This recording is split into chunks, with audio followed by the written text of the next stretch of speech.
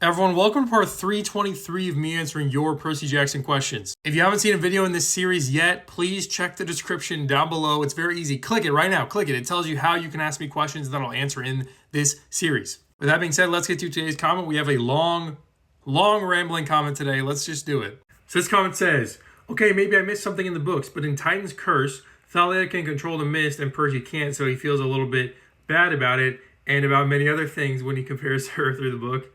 That's true. She says, after showing Percy what she can do, didn't Chiron teach you that? Or something like that. So my question is, how did Chiron teach Thalia anything if she was, if she was a tree? She turned to a tree before getting to camp. So what? Chiron started to snap his fingers next to a tree to teach her how to control the mist?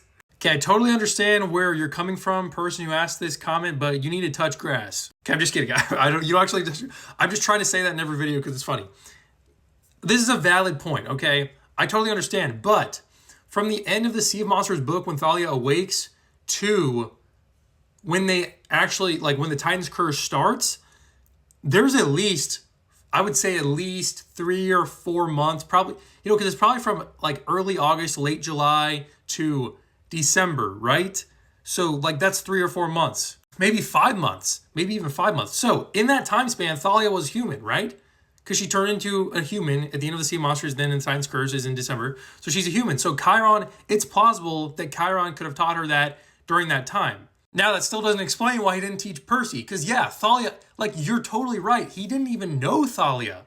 In the books, he hadn't even met Thalia before, right? So that's pretty crazy. They literally met for the first time, at the end of the Sea of Monsters, and then he taught Thalia how to use the mist within 5 months after that, but he didn't teach Percy. Also, it's pretty crazy that in the Titan's Curse, Thalia can use the mist to make people think what she wants, but then in the Heroes of Olympus series, Hazel is basically the only one that can use the mist because her mother was a witch, so she has that blood in her. She has that witch blood in her, the magic blood. That's one thing I think is crazy about the Heroes of Olympus series, is that the fact that Rick gaslights us into thinking that Hazel is the only one that can control the mist.